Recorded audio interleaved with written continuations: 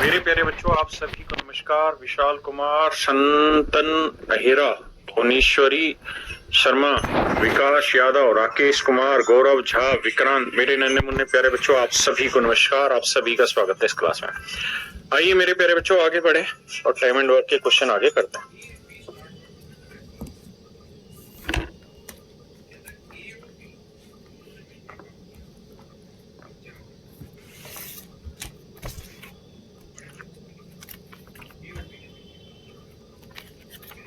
देखिए मेरे भाई, सवाल में कह रहा है अमित एक काम को 5 घंटे में पूरा कर सकता।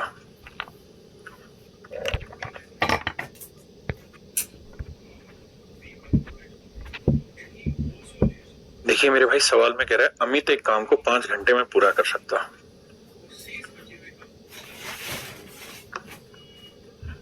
जीवन और पॉल मिलकर इस काम को 4 घंटे में पूरा कर सकते हैं। जीवन और पॉल मिलकर इस काम को 4 घंटे में पूरा कर सकते हैं। While Amit and Paul together can complete it in 3 hours, जबकि अमित और पॉल दोनों मिलकर इस काम को 3 घंटे में खत्म कर सकते हैं। Approximately how many hours will जीवन है, जॉन है, जीवन है, how many hours will जीवन alone take to complete the work? कहता है कि जीवन कितने टाइम में इस काम को कर लेगा। आइए मेरे बच्चे,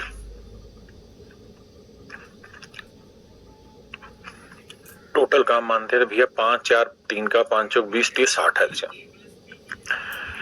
तो भैया ये 12 5 60, ये 15 चौक 60 और ये मेरे बच्चे 20 30 60। अब मेरे प्यारे बच्चों, हमें निकालनी जीवन की एफिशिएंसी। तो ए की एफिशिएंसी 12 है, तो आप सोचिए खुद ही कि 12 में मैं क्या जोड़ू कि 20 आ जाए। तो आप कहेंगे सर 8, यानी पोल की एफिशिएंसी 8 है। अब ये 8 है तो 8 में क्या जोड़े कि 15 आ जाए, तो सर 7 है। यानी मेरे नन्हे मुन्ने प्यारे बच्चों, जीवन की जो एफिशिएंसी है वो 7 यूनिट है। जीवन की एफिशिएंसी 7 यूनिट है। अगर जीवन की एफिशिएंसी 7 यूनिट है तो टोटल काम है 60। 1 घंटे में 7 यूनिट करता है तो कितना टाइम लेगा? 7 8 56, बचा कितना भैया? 7 8 56, बचा 4/7। अब मेरे प्यारे बच्चों, मुझे बताना है अप्रोक्सीमेटली, निकटतम पूर्णांक तक बताना है, rounded off to the nearest integer. तो इसकी वैल्यू पॉइंटों में आएगी लगभग 4.57 के आसपास। अब इसके निकटतम पूर्णांक अगर देखेंगे तो इसका निकटतम पूर्णांक बैठेगा मेरे बच्चे 9। अगर ये 8.5 से छोटा होता तो बैठता 8। तो इसलिए मेरे बच्चे इसका आंसर मुझे देना चाहिए क्या? 9। ठीक है जी।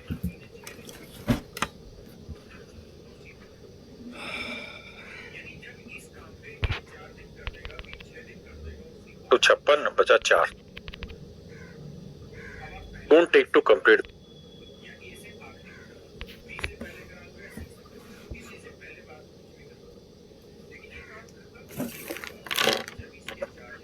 मेरे प्यारे बच्चों, आप सभी को नमस्कार। विशाल कुमार, संतन अहिरा, भुवनेश्वरी शर्मा, विकास यादव, राकेश कुमार, गौरव झा, विक्रांत, मेरे नन्हे मुन्ने प्यारे बच्चों, आप सभी को नमस्कार। आप सभी का स्वागत है इस क्लास में।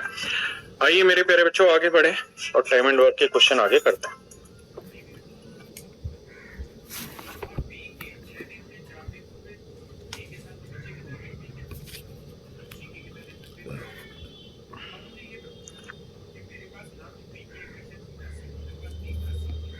देखिए मेरे भाई, सवाल में कह रहा है अमित एक काम को 5 घंटे में पूरा कर सकता।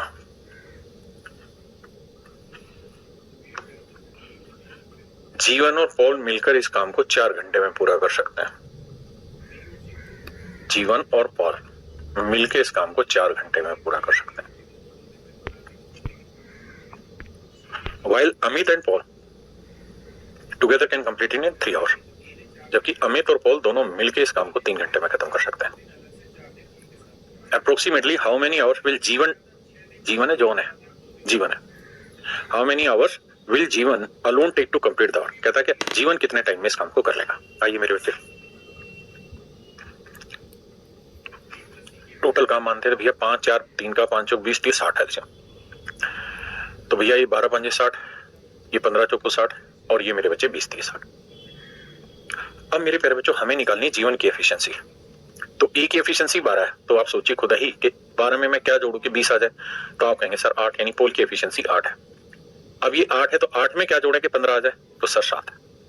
यानी मेरे नन्हे मुन्ने प्यारे बच्चों, जीवन की जो एफिशिएंसी है वो 7 यूनिट है। जीवन की एफिशिएंसी 7 यूनिट है। अगर जीवन की एफिशिएंसी 7 यूनिट है तो टोटल काम है 60। 1 घंटे में 7 यूनिट करता है तो कितना टाइम लेगा? 7 8 56, बचा कितना भैया? 7 8 56, बचा 4, 4/7। अब मेरे प्यारे बच्चों मुझे बताना है अप्रोक्सीमेटली, निकटतम पूर्णांक तक बताना है, rounded off to the nearest integer. तो इसकी वैल्यू पॉइंटों में आएगी लगभग 4.57 के आसपास। अब इसके निकटतम पूर्णांक अगर देखेंगे तो इसका निकटतम पूर्णांक बैठेगा मेरे बच्चे 9। अगर ये 8.5 से छोटा होता तो बैठता 8, तो इसलिए मेरे बच्चे इसका आंसर मुझे देना चाहिए क्या? नहीं। ठीक है जी।